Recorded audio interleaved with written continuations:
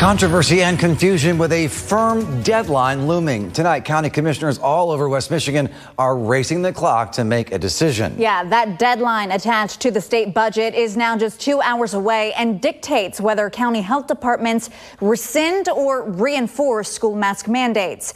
News Channel 3's Maria Serrano is live to explain how this decision is further complicated by potentially risky financial ramifications. That's right, Erica. As it stands, Barry, Eaton, and Allegan counties all deciding today to end the school mask mandate for students K through 6th grade.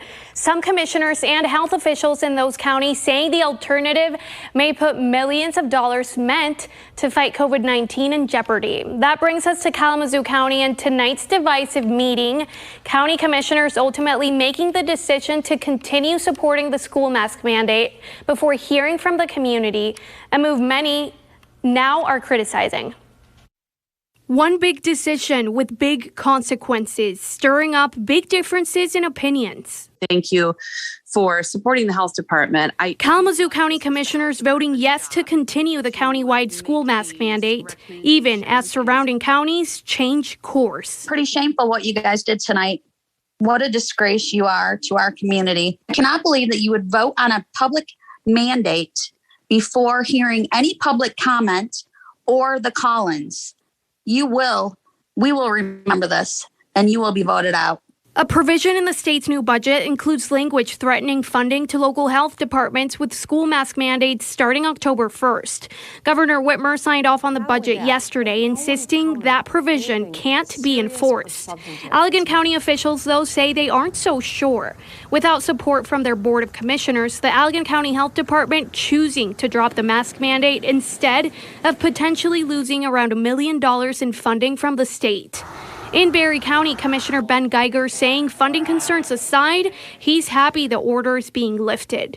I've heard hours and hours of upset parents, distraught children, and I've watched local officials being threatened.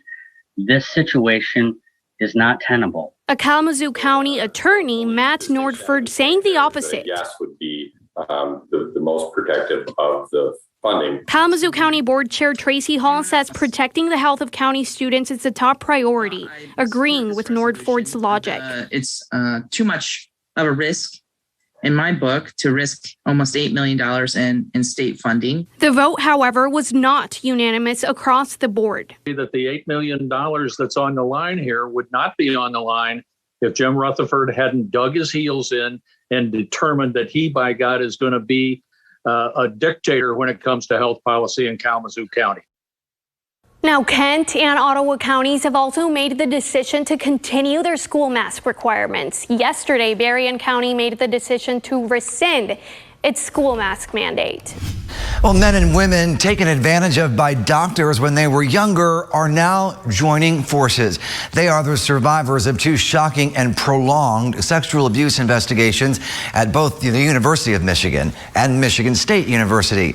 Tonight, News Channel 3 political reporter Rachel Louise Just tells us how their Empowering Survivors bills could forever change our state law.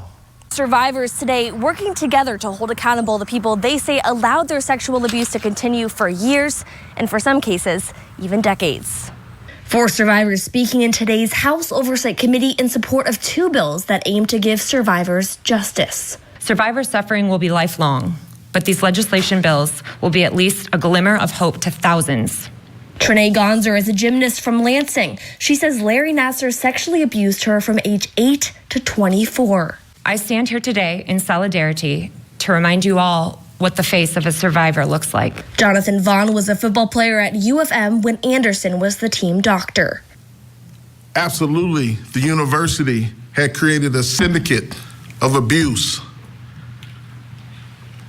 They were protecting Anderson, and Anderson was empowered. Democratic Representative Karen Whitsitt, who sponsors one of the bills, is a survivor of sexual abuse under the guise of medical treatment. No one should have to go through this and not be able to tell someone. Whitsitt's bill would expand the window to file suit for abuse from 90 days to 1 year. 90 days is not enough time.